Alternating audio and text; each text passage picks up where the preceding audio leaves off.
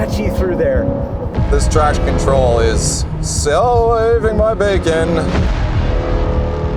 High-speed section, how's it gonna respond here? Flat out on the way in, woo! If you've driven for more than just a couple laps on a racetrack, you've probably been in a situation where the traction control systems have slowed you down. The common theory about this is that as your skills improve, you can turn these systems off and that will make you go faster. But at the same time, these systems are banned in series like Formula One and have been for decades because it would give the drivers too much of an advantage. So which is it? Are these systems slowing you down or are they speeding you up? Well, we're out here at Buttonwillow Raceway Park in California, and we've got this beautiful 2026 Corvette C8 Stingray. And we're gonna use this car to take a look at what these systems are doing when they're on, when you would wanna turn them off, and also when you might wanna leave them on. In simplest terms, traction control systems are designed to keep your tires gripping the road, even if that means slowing you down. In normal road cars, if a traction control system thinks you're losing grip, it'll reduce power by reducing the spark, fuel, or throttle body position. In extreme cases, it will even apply an electro-hydraulic brake. And these systems aren't subtle. They're designed to intervene in emergency cases. And most cars can't tell the difference between a bad situation on the highway and some mild slip angle on a racetrack. In older cars with more rudimentary traction management systems, you didn't have VSC and E-diffs and torque vectoring and any of that. You had traction control, and either it was on or it was off. In the 2026 Corvette, however, you get GM's Performance Traction Management System with 5 different flavors of performance-focused traction control that are not only designed to be less intrusive on track, they are theoretically perfected to help you get your fastest lap time for the conditions. But if that doesn't work, there's still PTM Pro Mode, which turns everything off. Our plan today is to set fast laps in each mode and show how the behavior of the car changes as these systems are slowly turned down or off. Buttonwillow has a good mix of corners to throw as much as we can at this Corvette, including S's, hairpins, crests, and curves. But we're getting ahead of ourselves. To start, we need to set a baseline. So I'm going to hit the track first in the most basic mode that this car has. The engineers refer to this as key up mode, but for you and me, this is tour mode. Tour mode is incredibly restrictive because it's designed to meet NHTSA standards. In other words, designed to keep even the most incompetent driver in the most adverse conditions from losing control. In a 495 horsepower rear-wheel drive car, it's going to interfere a lot. But an important thing to understand about this version of the driver aid systems is that it is reactive. And that means it's not trying to guess what's about to happen. It has no preconceived notion about the condition of the tires or the road surface, how good it is, how bad it is, whether it's dry or wet or clean or dirty or any of that. All it's doing is letting you drive until it feels a loss of grip, and then it is going to intervene in one way or another, whether that's the traction control limiting your acceleration coming out of the corner, or whether that's the stability control system grabbing brakes on you in the middle of the turn. Or that's the theory anyway. Let's see how it actually feels. So as soon as I get up on the curb at all, I can feel the traction control kick in and limit my acceleration. Now, if the traction control wasn't on, I'm very confident that there was enough grip available to me that I could have accelerated a whole lot more than what I did. So definitely it's limiting my acceleration already.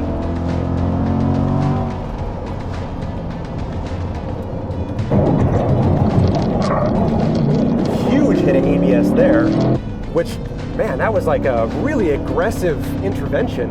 It locked up the front tires so aggressively that it really just washed the front end out. I'm surprised that it did that much. A lot more traction control there on the exit of Sunrise, and really, like, there was no need for it. There was so much more grip available than what the car gave me. So clearly this road-focused version of traction control is no good on track. And if that's all your car has, it makes sense to be turning it off pretty early in your development. But this car has traction control systems specifically designed for track. So let's start using some of those. I'm going to start with the least aggressive of the dry settings, which is coincidentally called dry. So now the big change here is that rather than being reactive, now we've told the car some information. We've told it that we are intending to be driving at speed on a racetrack, and it's making assumptions about how much grip we've got. All right, here we go. Entering the front straight for my first hot lap in PTM dry mode. And already the car just feels faster. All right, I'm wide open. I can feel that it is limiting my acceleration, but it's not nearly as bad or as abrupt. As I turn the wheel, yeah, it is still responding just a little bit to my steering angle, or at least it feels like it is. And it's limiting my acceleration just a touch on the way into the corner, but not nearly as aggressively. It's not slamming the front end of the car down into the ground and making me have to like respond to something that then the stability control is going to respond to in a kind of clunky way. Yeah, so I can just floor it coming out of any of these turns and just let it make its decisions and decide how much acceleration it's going to give me. I am very curious now. I'm going to head into one of these higher speed turns. Oh, well that was interesting. In the middle of Riverside there, the car just got a little bit of very natural rotation, nothing crazy, but it did limit my acceleration more than I think I expected it to. Floored. Now it's giving me actually wide open on the throttle body. All right, ABS test. Oh, yes sir, that is much better. Dry mode felt a lot better and much more at home on track. Part of the reason for that is that the Corvette PTM traction control is a completely different style of system from tour mode. Instead of being active, the system is more targeted. What I mean by that is, instead of the system giving a big reaction to a tiny loss of traction, the PTM system is designed around predetermined levels of grip, which means you can start to play with things like slip angle. The system assumes you're on a track. It assumes the weather is good, unless you put it in wet mode. It assumes you know a little bit about what you're doing. And then when I switch the car into PTM Sport, we're taking it up another level. Now, these different names, this is kind of just the marketing terminology. But if this was a race car with a motorsport driver aid system, it would just be like TCS 0 through 10 or something along those lines. And really that's kind of what's going on here. It's not that that's specifically for just dry pavement and this is specifically for sporty driving. They're all intended for track use. And it's just varying levels of how aggressive the systems are activating and helping the driver. Okay, so right away, I feel like it's giving me more. It's not intervening as much as I come up over the curves and as I add steering. ESC is still active. Oh my. ESC is still active as I come into the corner. Now, I tried just putting my foot down on the throttle on the exit and just see if it would give me more throttle, and indeed, it gave me more throttle. I will also point out that that high-speed section right there, where it is flat out, this time it actually gave me flat out. And look at that, corner entry, I'm getting all kinds of rotation. So for sure, sport mode is giving me a lot more leeway. Although right there, I was wide open, the car was not. It pulled it back and did not let me have that acceleration. Oh, but a lot more acceleration there. In fact, I almost overcooked the entry as a result because it was so different from sport mode. I'm pretty amazed at just how different these different modes are. So if this is what it's doing in sport mode, I've got 3 modes left to go. What the heck is it going to be doing in those? At this point, every traction control system is still on. The PTM just puts everything in a more aggressive mode. GM has 4 different levels of corner exit tuning, different E-diff tuning, stiffer settings to their magnetic ride suspension, and a more competitive version of StabiliTrak, GM's electronic stability control. Stability control is a part of traction control systems focused on pitch, yaw, and rotation. Basically, any conditions that might upset the car's balance. This next mode, Race 1, is where everything changes though, because this is the first mode where we are fully turning off stability control. I wonder if we're going to start going towards not enough traction control for conditions, but I guess we'll see. All right, here we go. Starting my lap in race mode 1. Let's see how this goes. A lot of throttle on exit. Oh yes, okay. So I just kept my foot almost to the floor there, even though it was over rotating. It pulled back the amount of acceleration it was giving, but it still allowed for what I'm going to call too much rotation. That definitely was not the fastest way to exit that turn. All right, and now to the high-speed section. How's it going to respond here? Flat out on the way in. Woo! Okay, so ASC definitely gone. Wow, this is fantastic. because now it's very clear how much it was intervening before without even really being able to tell. Remember the previous lap, I said that I was flat out and it didn't pull the throttle away, or at least it didn't feel like it did. Now I know, I'm pretty sure it actually did, because my entry speed to the first of the S's there was higher, so much higher that the back end got away from me. All right, here we go. Take 2 for the race 1 mode lap. As much as I can, I'm going to try to just let the system do the job. And I just don't have quite as much trust as I did before. I'm having to be a little bit more delicate, but on the exit, I'm just gonna floor it and let it do its thing. Yeah, its thing is more throttle than the tire's grip are really allowing for. A system like this, it's working off of some preconceived notions. We're telling it basically how much grip we think we're going to have, and then it's working within those parameters. Well, clearly right now, it's under the impression that it has more grip than it actually does. Oh, it's sketchy through there. This car is a lot looser than I expected it to be. Every time I come into a high-speed turn like this and I have to lift off, I'm really conscious of the back end. I just don't trust it the way I did before. So I'd say for that reason alone, this system is pretty effective. Can't believe I'm saying this, but I think I might go faster with the ESC on. 1 turn to go for our race mode 2 lap. Keep it together. A lot of throttle on exit. Using every inch of pavement. All right, what's the lap gonna be? Is it faster? Is it slower? It's slower. Huh. Which reminds me, we haven't shown you any lap times yet, and that's actually for good reason. There are a lot of variables to consider in this test, including track temp, tire temp, and the fact that I'm a human being and not a robot. Since we only had 1 set of tires, we ran a bunch of laps in each mode, with cooler tires, with hotter tires, in the morning and the afternoon, to try and give us enough laps to average out the data. This particular lap might have been slower than the last just because the tires were starting to get greasy. We also made sure to do plenty of laps where I'm not trying to talk to camera, which is yet another variable. All right, now we move into race mode 2. We've got even less support now on the traction control. Let's see how that plays out. And you know, without even trying to, I'm already being more careful with the throttle. I'm metering the throttle in rather than just flooring it and letting the system do its work. But I know that's not what we're here for. So let me try to just floor it and see how the car responds. Oh yeah, it's already trying to get a little bit sideways on me, but it is still intervening. A little bit gentle coming into the sweeper because I know how that goes if I'm not.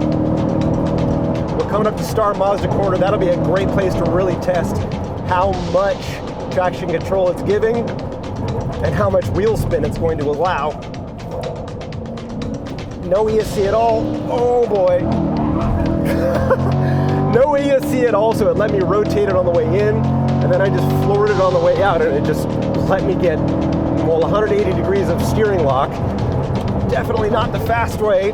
It's funny, I'm talking less now because I have more to do. I have more I have to think about. It's requiring a lot more concentration. Now that corner there, it felt like it was a really good amount of traction control. It wasn't slowing me down, it was just giving me support. But it doesn't seem to be consistent on every turn. Like there, it gave me a little bit too much. Coming out of Star Mazda, it gave me way too much. So maybe that comes down to tire temperature, surface condition, being different from one corner to the next. I'm not really sure. Oh, you know what? I say all that. Is this going to be a faster lap? No, it's not. That's a second off once again. Very, very interesting, but maybe not all that surprising. Before arriving at the track, we had a conversation with GM's engineers who let us know that these traction control modes are each designed around a specific grip target. Race 2 is designed for brand new tires on a particularly grippy track, which is not at all what we have here today.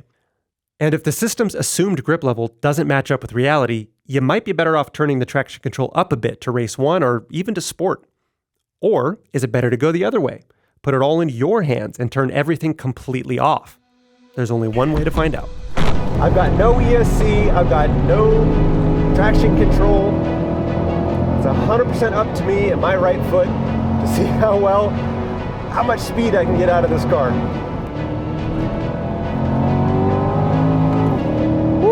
It's totally up to me to try to judge how much grip I'm going to have for acceleration. Oh, please slow down, please slow down.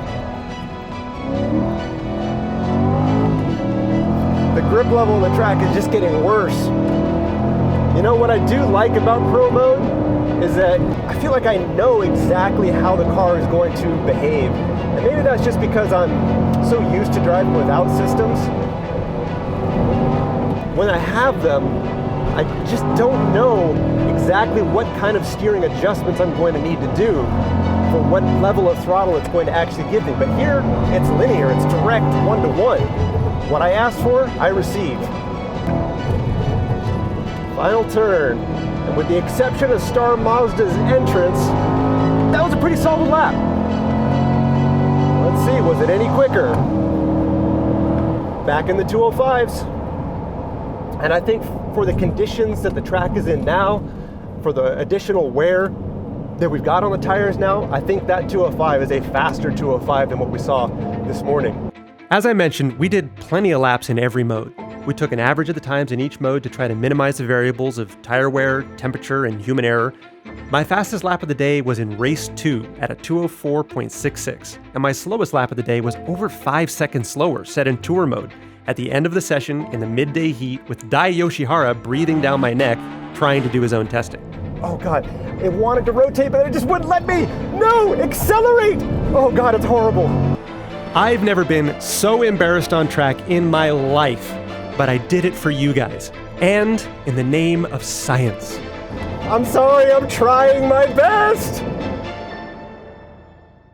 Okay, Nick, what's the verdict? Faster or slower? Or neither? Well, it's pretty close. Technically, I think I did go 0.2 quicker in race 2 mode versus pro mode, but it's really close. And really what it comes down to is, what are the conditions that you're driving in?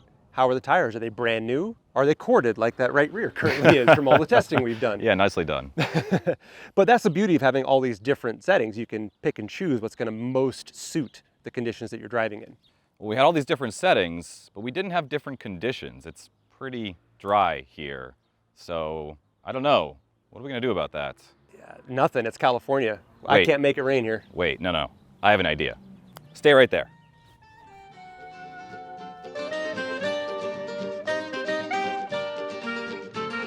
I think I heard a song about the rain in Spain, so I went there and not only found some rain, but this Ferrari 849 Testarossa. It's powered by a flat plane crank twin-turbo V8 making over 800 horsepower. And if that wasn't enough, there are 3 electric motors adding over 200 horsepower, meaning that I have a total of 1,036 ponies beneath my right foot. Luckily, I also have a dozen stability and traction control systems to help harness that power in hard acceleration, cornering, braking, and yes, soaking wet weather. Now, what Ferrari has said is that there's a lot of complexity under this car, but it's not complicated to drive. It's also raining, and it's cold. So pretty much ideal conditions to mess something up, which I don't want to do. Even with all-wheel drive and all those aids, conditions are bad enough that I can't help but picture what $500,000 worth of Ferrari looks like in a wall. And let me remind you that there's a reason we have Nick driving in most of these videos, because he's a much better driver than me. So I'm going to shut up for a second and focus on this track, because I don't know it. And I'm following one of their lead test drivers and development drivers for this car. All right, here we go, picking it up, full speed. I don't know how fast I'm going, because this is in kilometers, but this feels pretty fucking fast. All right, on the brakes. Wow, boy, it just slingshots right out. You really get on it. Oh boy, squirrely. Even though it may not look like it, traction control is basically working non-stop right now. Because it wants to spin those wheels in 3rd, 4th, and 5th gear in these conditions on this track. All right, foot to the floor. Foot to the floor. Keep it straight. Keep it straight. Keep it steady. All right, we got a brake. We got a brake. Oh my God. This traction control is saving my bacon, as is the ABS Evo. So what Ferrari did in this car is borrow a system from the F80 called 5, which is an acronym that I don't remember what it actually stands for right now. It stands for Ferrari Integrated Vehicle Estimator. The software uses onboard sensors to run a simulation of the conditions the car is about to experience in real time. Or as a spokesman put it to me, it's basically the sensor of sensors. It combines real-time data on things like 3-axis acceleration, body roll, and wheel slip with your inputs to create a virtual model of the car. Then it calculates what it thinks is about to happen, anticipates how the vehicle will react, and syncs up the Testarosa's myriad driver assist systems to maximize their performance in any condition. If the Corvette's PTM system solves the problem of traction control by making the system more targeted and presumptive, Ferrari went the other way and made the system hyper-reactive and predictive. And so, the car is quite literally trying to save you from yourself as you're driving. And as I floored it out of that curve in these conditions, the traction control light was pinging at me, just going nuts in the left corner of the dash. It is very rare that you see a traction control light flashing and you don't feel any intervention because the car is doing it in such a natural way that you really can't tell. Oh, Jesus fucking Christ. Okay, that was one of the more visceral track experiences I've ever had. That felt like I was right on the edge of control.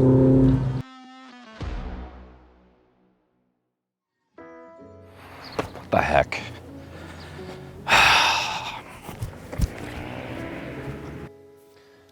Oh, hey, Kyle. How's Spain? Wet, terrifying. Well, while you were busy getting soggy, I actually dove into some of this data here. So the red trace were in PTM Race 2. The green trace were in Pro mode, so everything totally off. All off, So okay. those are the two laps we're comparing. Got it. Here we have RPM, and here we have speed. And then if you look at the graph right below, this is the really cool one. This is wheel spin.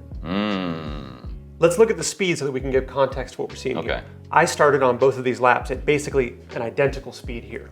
But with everything turned off in Pro mode, you can see I had to feather the throttle. I couldn't really get up to wide open, and you noticed with PTM on, I could get to wide open. And then it gets really cool when you look down here and look at wheel spin. Oh, yeah. It's lined up exactly. You're having to dance on the throttle here because the wheels are spinning. You can't just lock in. Got it. Yeah, and so that's preventing me from accelerating as hard out of this turn as I want to. And then the proof is right here. If you look at the speed traces, they're the same until I'm able to get wide open and let the PTM do its thing. Yes. And then the speed traces diverge. And we're what, 3 miles per hour faster? 3 miles per hour faster with the PTM on versus with the PTM off. And that could lead to a significant difference in lap time overall. 3 miles per hour is a lot. You can add that up, yeah. Right. But yeah, copy paste that over every corner on a lap, and that adds up quick. And not only that, but when you were in PTM Pro with everything off, you had to get on the brakes here. And with the system on, you just coasted. You were just using the throttle to control your speed. And if you look here, I'm actually going slower in PTM Pro mode, but even though I was going slower, I felt that I did not have the stability I needed to enter that next part of the corner, so I had to get on the brakes and slow the car down even more.